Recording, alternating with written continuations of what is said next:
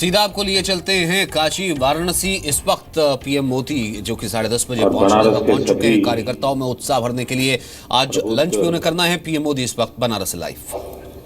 वरिष्ठ महानुभाव, युवा मित्र,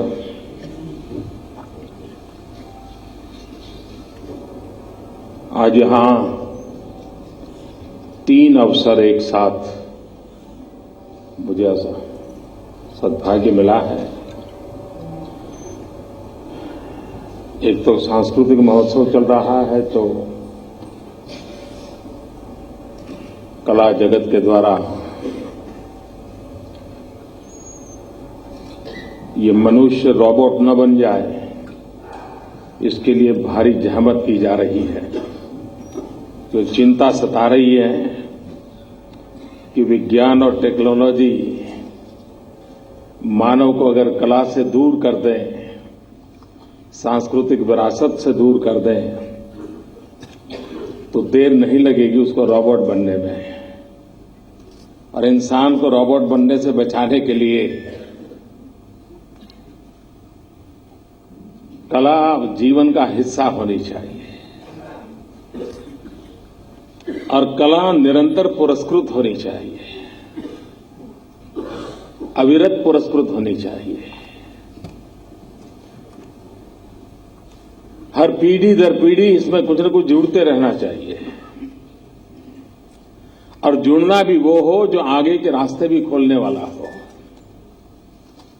और कला जगत को समर्पित लोगों ने सदियों से इस कार्य को निभाया है।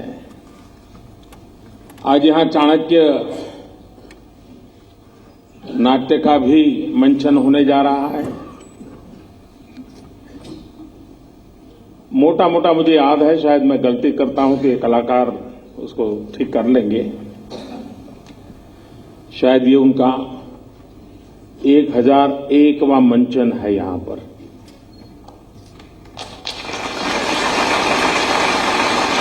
और मुझे याद है कि उनका जो पहला मंचन हुआ था उस दिन मैं मौजूद था।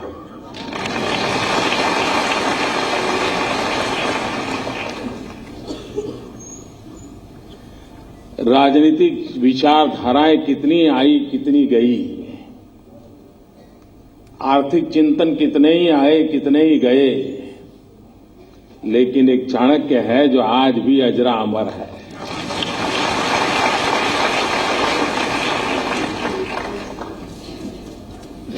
सदियों पहले एक महापुरुष कितना दूर का देख सकता है। आज भी अर्थव्यवस्था के संबंध में, मुद्रा नीति के संबंध में चाणक्य के विचार अगर पढ़ें तो लगता है कि आज जो स्थितियों से गुजरते हैं उसके संबंध में कभी पहले सोचा गया था। खैर, मैं पूरा समय तो नहीं रह पाऊंगा, लेकिन कलाकारों से मिलकर के जरूर जाऊंगा, क्योंकि कला का सम्मान तो होते रहना चाहिए। आज एक दो महत्वपूर्ण चीजें, वैसे आज मैं काशी में अलग अलग कार्यक्रमों में करीब करीब 2100 करोड़ रुपयों के विकास के कामों का या तो शिलान्यास या लोकार्पण करने वाला है।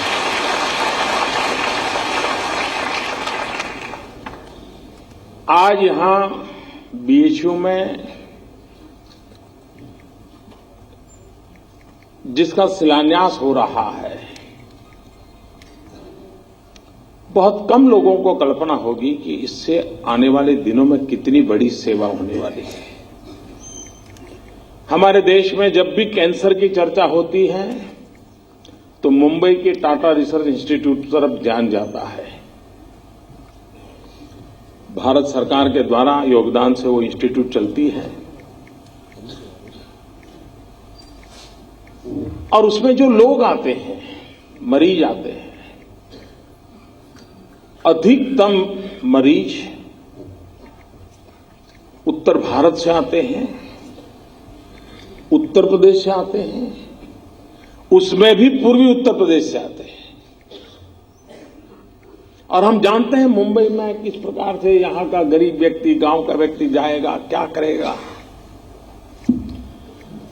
और उसी में से एक विचार आया कि क्यों न हम इस पूरे क्षेत्र के लिए, जिसका लाभ झारखंड और बिहार के लोगों को भी मिल सकता है,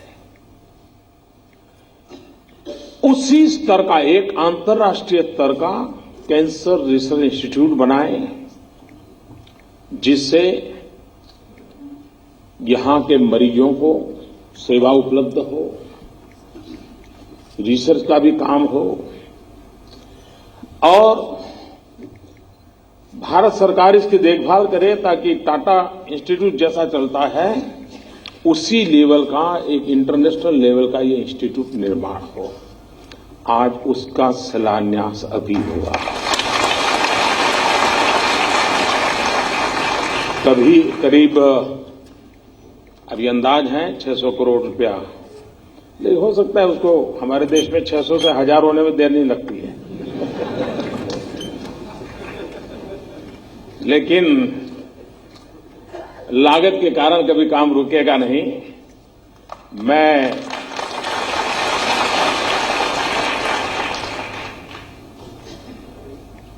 बनारस हिंदू यूनिवर्सिटी का भी आभारी हूं कि उन्होंने इस काम के लिए 10 एकड़ भूमि आवंटित करने के लिए सहमति जताई। तो एक बहुत बड़ा सेवा का काम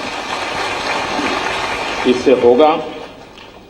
आज दूसरा भी एक काम हो रहा है कि यहां पर जो हमारा मेडिकल इंस्टीट्यूट चल रहा है, उस इंस्टीट्यूट के लिए भी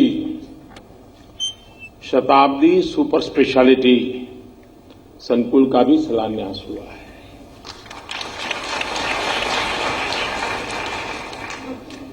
ये बात सही है कि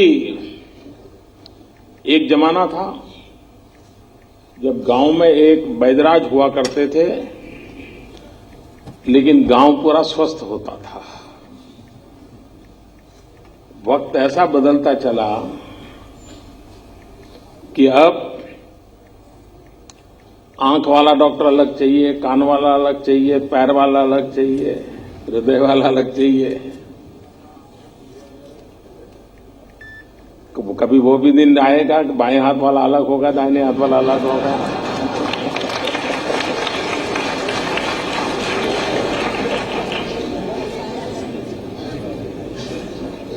कहने का तात्पर्य है कि अब सुपर स्पेशलिटी का महात्म्य बढ़ रहा है। विशिष्ट बीमारी, विशिष्ट अवस्था का सीधा उसी पे फोकस करके ट्रीटमेंट करना और पूरे हेल्थ को इंटीग्रेटेड हो। और इसलिए आज आवश्यकता बन गई है कि सुपर स्पेशलिस्ट व्यवस्थाएं विकसित हो और सिर्फ सेवा न हो, रिसर्च भी हो। उस प्रकार के मरीजों का अध्ययन भी होते रहना चाहिए, उसमें किस प्रकार से बदलाव आए उसको भी देखना चाहिए। पहले का जमाना था कि वैद्यराज नाड़ी पकड़ के तय करता था क्या तकलीफ है। धीरे धीरे मेडिकल साइंस ने अनुभव के आधार पर तय होने लगा। डॉक्टर पेशेंट को एक 12-15 सवाल पूछता था और तय कर लेता, हाँ इसके आसपास कुछ होगा, और फिर वो प्रयोग शुरू करता था। लेकिन अब डॉक्टर का काम धीरे धीरे कम होता जा रहा है, टेक्नोलॉजी का बढ़ता चला जा रहा है। टेक्नोलॉजी तय करती है, मशीन के अंदर आपको डाल देते हैं, मशीन तय करता है कहां गलती है, कहां गड़बड़ है, और फिर डॉक्टर कहता है अच्छा ये है तो फिर ये करेंगे, ये है तो ये करेंगे। टेक्नोलॉजी का इंटरवेंशन मेडिकल साइंस में बहुत तेजी से बढ़ रहा है और उसके कारण परफेक्शन भी आ रहा है, प्रॉपर ट्रीटमेंट भी संभव हुई है और मरीज के उपचार के लिए भी एक अच्छी व्यवस्था विकसित हो रही है। भारत जैसे देश में उत्तम से उत्तम प्रकार की हेल्थ केयर के लिए हम सक्षम हैं। हमारे पास जो ह्यूमन रिसोर्स हैं, दुनिया के जो समृद्ध देश हैं, वहां भी भारत के डॉक्टरों की आज भी उन्हीं की आवाज सुनी जाती है, इतनी ताकत है। दुनिया के बड़े बड़े लोगों से कभी मिलते हैं तो परिचय करते हैं तो नहीं मेरा फलाना डॉक्टर है ना, वो इंडियन है, वो तुरंत बताते हैं। उनको बड़ा गर्व होता है, वो इंडियन मेरा डॉक्टर है।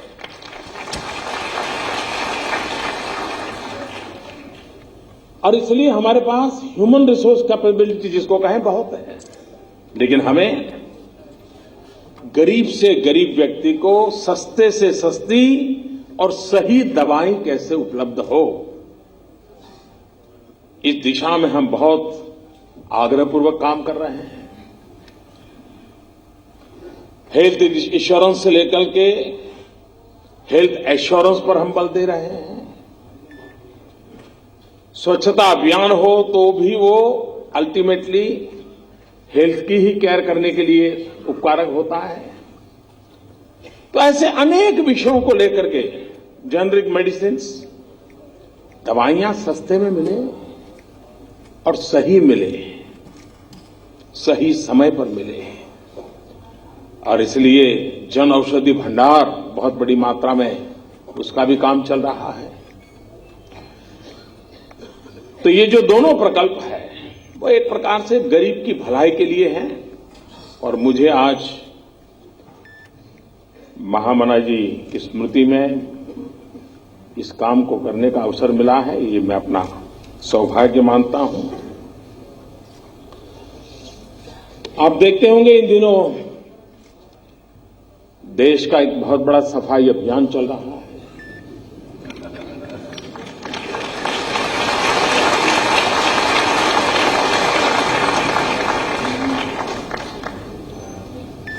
अगर गंदगी का बड़ा ढेर हो और वहां से आप गुजरते हैं तो दुर्गंध आती है। बार बार आते हैं जाते हैं तो पता है कि अब यहां दुर्गंध शुरू हो जाएगी, वहां पहुंचेंगे तो पूरी हो जाएगी।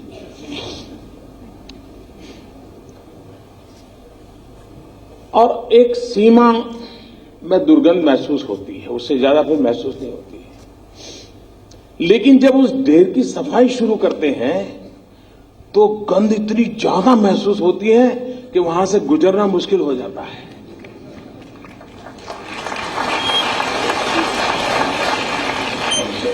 गंध का ढेर वैसे का वैसा पड़ा है तो एक सीमा तक ही गंध महसूस होती है, लेकिन जैसे ही उसको सफाई करना उठाना शुरू कर दिया तो ऐसी गंध महसूस होती है। आजकल आप देख रहे होंगे कैसी कैसी गंध महसूस हो रही है।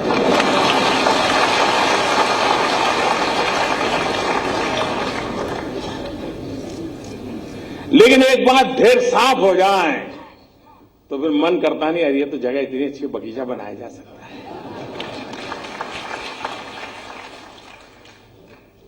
कान इतने सालों का ढेर गंध भरी पड़ी है, लेकिन ये काशी के आशीर्वाद है कि मैंने गंद की सफाई का बेड़ा उठाया है।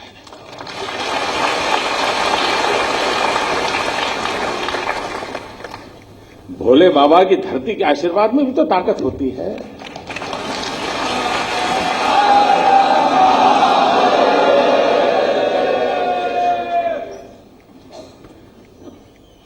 कुछ लोग कहते हैं कि मोदी जी ने इतना बड़ा डिसीजन ले लिया, लेकिन उनको अनुमान नहीं था।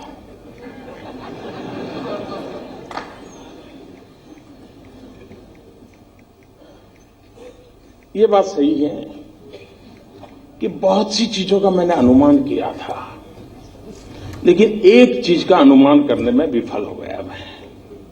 मैं नहीं कर पाया। अब वो मेरा देश, मेरे संस्कार था, क्या था मुझे मालूम नहीं, लेकिन मैं नहीं कर पाया। मैंने जब इस पूरा काम के लिए दिमाग खपा रहा था, योजना बना रहा था, कभी सोचा नहीं था कि देश के राजनेता कुछ और कुछ राजनीतिक दल हिम्मत के साथ बेईमानों के साथ खड़े हो जाएंगे।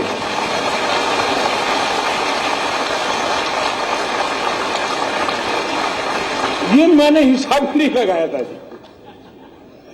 मैंने सोचा ही नहीं था कि संभव है। और आपको मालूम है, अब मैं सोच रहा हूं ये सब कैसे हो रहा है जी। पाकिस्तान घुसपैठियों को हिंदुस्तान में भेजना हो तो क्या करता है, वो सीमा पर फायरिंग शुरू कर देता है,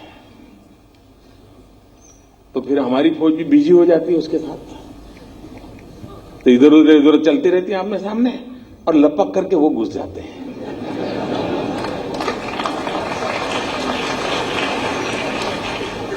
उनको कवर मिल जाता है बेईमानों। इन दिनों संसद में आपने देखा होगा, तू मैं तू मैं। तो इन लोगों को पीछे से, मुझे अब समझ आया ये होलना किसकी भलाई के लिए किया जा रहा है। पुराने जमाने में देखा होगा आपने, मेले होते मेले, उसमें पिक पॉकेटर आते हैं, तो उनको लगता है ये सबसे बढ़िया जगह है, एक दिन में ज्यादा बिक्री कमाई हो सकती है, जेब कतरे आ जाते हैं। लेकिन वो बड़े चालाक होते हैं जी। वो जेब कतरा जेब काटेगा तो उसका जो साथी दूर खड़ा है उसको पता चलता है अब काम हो गया, तो उधर की तरफ दौड़ता है, ये चोर भाग रहा है, चोर भाग रहा है, तो पुलिस सब वहां भागेगी और वो जेब कतरा आराम से उधर से निकल जाएगा।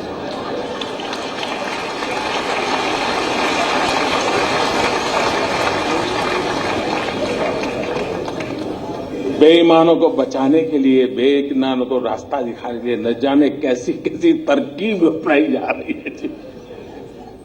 लेकिन भाइयों बहनों, ये देश देखिए, दुनिया को इस बात को समझना होगा, जनता को कष्ट कम नहीं हुआ है जी, बहुत तकलीफ झेली है, कभी सोची नहीं इतनी तकलीफ झेली है जी।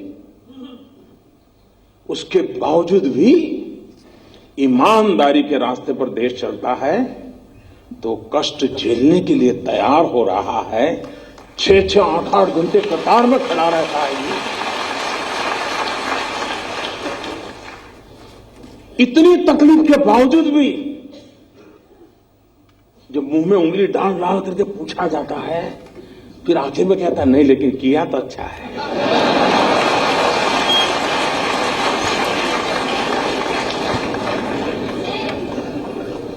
साहब, मैं देश के राजनेताओं को कहना चाहता हूं कि हम 125 करोड़ देशवासियों की ताकत पर भरोसा करें। ऐसा सद्भाग्य नहीं मिल सकता है कि जहां 125 करोड़ देशवासी अपने स्वार्थ के लिए नहीं, कहीं कुछ मिलता और कतार में खड़ा रहे हो तो अलग बात है, ये तो भाई देश का भला हो, कष्ट झेलूंगा, ऐसा साहब दुनिया में कहीं संभव नहीं होगा जी। इन 125 करोड़ देशवासियों को जितना नमन करे उतना कम है जी, जितना नमन करे उतना कम है। और जब जनता जनार्दन तो स्वयं ईश्वर का ही अवतार होता है, और जनता जनार्दन के आशीर्वाद मतलब ईश्वर के आशीर्वाद होते हैं, और जिस सत्य के काम में ईश्वर के आशीर्वाद होते हैं वो सत्य कभी भी ओझल नहीं हो सकता, वो सत्य उजागर के ही रहता है, वो परिवर्तन ला करके ही रहता है। और कुछ लोग विरोध करने में इतना अपना संतुलन खो देते हैं, मैं तो हैरान हो जाता हूं। इन दिनों अब इस पर तो बोल नहीं पाते, कह नहीं सकते कि काला धन नहीं है, कह नहीं सकते कि भ्रष्टाचार नहीं है, ये भी नहीं कह सकते कि जाना नहीं चाहिए, तो लेकिन कुछ तो बोलना है, तो क्या बोले। लेकिन बोलने में ऐसी गड़बड़ करते हैं जी। अब बताइए, हमारे पूर्व प्रधानमंत्री, जब मैं कह रहा हूं ना कि भाई समय की मांग है, बदलाव आना चाहिए। अब एक जमाना था चांदी का रुपया होता था, वही करेंसी में चलता था। वक्त बदलते बदलते कागज का आ गया, चल रहा है कि नहीं चल रहा है। अब वक्त बदल रहा है तो टेक्नोलॉजी से ऑनलाइन बैंकिंग हो रहा है, आपके मोबाइल फोन में ही आपकी बैंक है। तो मैं जब कह रहा हूं कि भाई अब बिना जेब में नोटों के थप्पे भरे बिना भी काम हो सकता है, तो भारत के भूतपूर्व प्रधानमंत्री डॉक्टर मनमोहन सिंह जी, और लोगों को लगता है कि मनमोहन सिंह जी वित्त मंत्री थे, फाइनेंस हमारे देश के प्रधानमंत्री थे, लेकिन बहुत कम लोगों को मालूम है कि 1970-72 से वो देश की अर्थव्यवस्था की कोर टीम में हमेशा रहे हैं। इतने लंबे सर तक और इतने साफ कुशलता, देखो कोई दाग उन पर नहीं लगता है, होता सब है।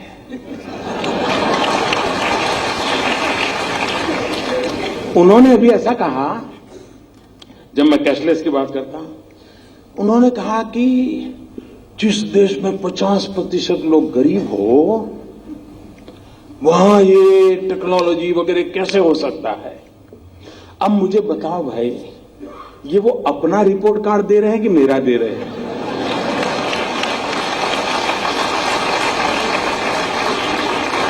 ये 50% गरीबी, ये विरासत किसकी मैं झेल रहा हूं जी? मनमोहन सिंह जी, आप विरोध करे कोई बात नहीं, आप पूर्व प्रधानमंत्री हैं, हम गंभीरता से लेते हैं आपकी बात को, लेकिन आप अपना रिपोर्ट कार्ड दे रहे हैं, ये मुझे खुशी हो रही है। उनके एक दूसरे महानुभाव जो देश के वित्त मंत्री रहे, वो लेख भी लिखते हैं, श्रीमान चिदम्बरम जी, उन्होंने कहा कि हमारे देश में 50% गांवों में अभी भी बिजली नहीं है, तो कैशलेस कैसे करोगे? अब बताइए साहब, कहीं पर बिजली थी किसी गांव में, मैंने आकर के खंभा उखाड़ दिएगा?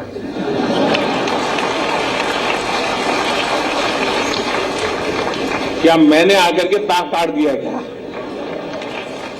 मतलब चिदम्बर जी, 2014 में तो आप कहते थे कि हमने इतना विकास किया है, काशी में मोदी की जमानत जब्त होनी चाहिए। अब कहते हैं 50% गांव अंधेरे में डूबे पड़े हैं। ये मोदी का विरोध करने में, ये देखिए साहब, ये काशी का बच्चा है।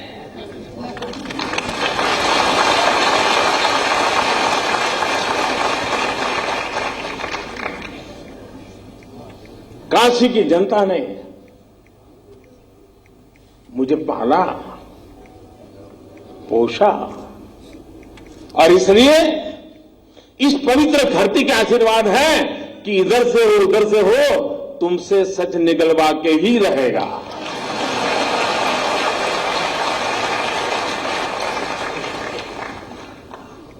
उनके एक युवा नेता हैं, अभी भाषण सीख रहे हैं, ऐसे करते वो भी ऐसे कर।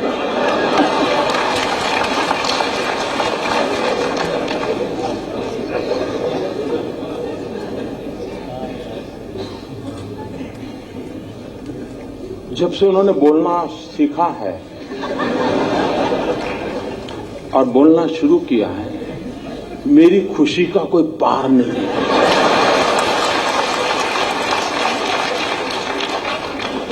दो 2009 में पता ही नहीं चलता था कि भाई इस पैकेट के अंदर क्या है, पता ही नहीं चलता था।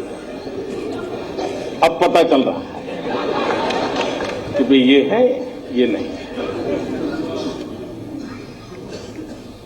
न बोलते तो बड़ा भूकंप आ जाता था, और देश को इतना बड़ा भूकंप झेलना पड़ता, ये देश 10 साल तक उभर नहीं सकता था। लेकिन अच्छा हुआ कि बोलना शुरू हो गया तो पता चल रहा है भूकंप की संभावना बची नहीं, क्योंकि देश की जनता समझ गई। जी, इन्होंने बड़ा मजेदार कहा। उन्होंने कहा, जिस देश में 60% लोग अनपढ़ हो, वहां मोदी ऑनलाइन बैंकिंग की बात कैसे कर सकता है? मुझे बताइए साहब, कोई पढ़ा लिखा था क्या? मैंने कोई जादू टोना किया कि वो अनपढ़ हो गया? ये 60% अनपढ़ थे। ये रिपोर्ट कार्ड आपने किसका दिया जी? जरा बताओ तो भाइयों बहनों, ये क्या कर रहे हैं उनको भी समझ नहीं है जी। लेकिन अच्छा है, किसी का काला धन खुल रहा है तो किसी का काला मन खुल रहा है जी।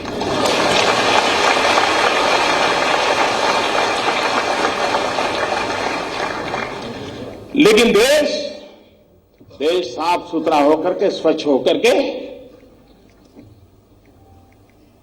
सोने की तरह तप करके निकलेगा, इस विश्वास के साथ में लगा हूं।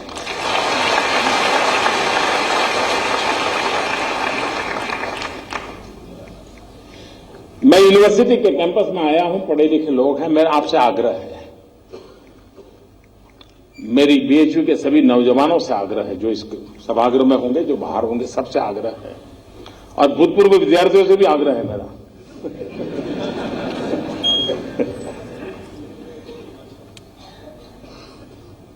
काला धन, भ्रष्टाचार की सफाई तो हो, लेकिन फिर से पनपे नहीं, इसकी भी व्यवस्था होनी चाहिए। इसमें मुझे आपकी मदद चाहिए, पढ़े लिखे नौजवानों की, और वो मदद चाहिए कि हम ऑनलाइन बैंकिंग की और लोगों को तैयार करें। अब चाय मोबाइल फोन से भी पेमेंट देकर के पिया जा सकता है, चाय मोबाइल फोन से पेमेंट लेकर के बेचा जा सकता है, हर चीज संभव है। आपके मोबाइल फोन में ही आपकी बैंक है, अगर आपका बैंक में खाता है, आप आराम से उसको ऐप को डाउनलोड करके कारोबार चला सकते हैं। हम जितना ज्यादा ये करेंगे, ये नोटों का खेल बंद होना शुरू हो जाएगा, और इसलिए भ्रष्टाचार, काले धन के खिलाफ की लड़ाई हमको जीतनी है। जाली नोट, उसको तो 8 नवंबर को ही उसको दफना दिया गया। आतंकवाद, नक्सलवाद, माओवाद, नॉर्थ ईस्ट में इंसर्जेंसी, सारा कारोबार एक झटके में चौपट हो गया। बहुत बड़ी मात्रा में नक्सल लोग आजकल सरेंडर करने लगे हैं, क्योंकि खिलाएगा कौन? पुरानी नोट तो चलती नहीं है। भाइयों बहनों, कुछ निर्णय ऐसे होते हैं कि जो समाज जीवन में एक बहुत बड़ा बदलाव लाते हैं, और कुछ लोगों को विरोध करना है। आप हैरान होंगे साहब, देश की सेना के जवान मौत को मुट्ठी में लेकर के पाकिस्तान में जाते हैं, आतंकवादियों से भिड़ते हैं, उनका खात्मा बुला करके वापिस आते हैं, जिंदा लौट करके आते हैं। कुछ लोगों को उसकी भी परेशानी हो गई कि सर्जिकल स्ट्राइक हुआ था कि नहीं हुआ था, बताओ। फिर उनको लगा कि देश का मिजाज अलग है, तो फिर चुप हो गए। देश की इंस्टीट्यूशंस पे इस प्रकार से माहौल बनाना कितना शोभा देता है क्या? लेकिन मुझे विश्वास है मेरे प्यारे भाइयों बहनों, और काशी की धरती पर से मुझे जो आशीर्वाद मिले हैं, नई ताकत मिली है, मुझे विश्वास है कि देश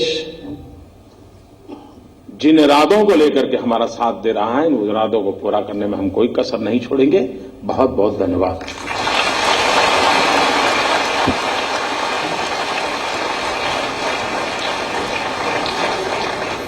बहुत बहुत आभार माननीय प्रधानमंत्री महोदय का। वाराणसी दौरे पर पहुंचे बीएचयू में बोल रहे थे प्रधानमंत्री मोदी, और हम ये कह सकते हैं कि विपक्ष को करारा जवाब, एक एक बात का करारा जवाब मोदी ने दिया। वो लोग जो कि डीमोनेटाइजेशन का विरोध कर रहे हैं, विपक्ष खासतौर से उन्होंने मनमोहन सिंह का नाम तक लिया, पूर्व प्रधानमंत्री का, कि जब देश में इतने लोग अब भी टेक्नोलॉजी उनके पास नहीं है, बिजली नहीं है, तो किस तरीके से डीमोनेटाइजेशन से वो इफेक्ट होंगे। तो इसको लेकर के पीएम ने कहा कि ये मेरा रिपोर्ट कार्ड दे रहे हैं या फिर अपना रिपोर्ट कार्ड दे रहे थे। राहुल गांधी को लेकर के भी जब एक युवा नेता, उन्होंने कहा कि नया नया बोलना सीखे। भूकंप को लेकर के भी उन्होंने हम यूं कहें कि एक कटाक्ष किया, एक तंज किया कि अच्छा है कि वो बोलना शुरू कर गए हैं और देश को पता लग गया है कि कितनी तीव्रता का भूकंप आ सकता है। देश उसके लिए तैयार है। अगर नहीं बोलते तो शायद इससे ज्यादा बड़ा भूकंप आता। चिदम्बरम को भी उन्होंने आड़े हाथों लिया और लोगों का शुक्रिया अदा किया कि लोगों ने भरपूर साथ दिया है नोटबंदी का।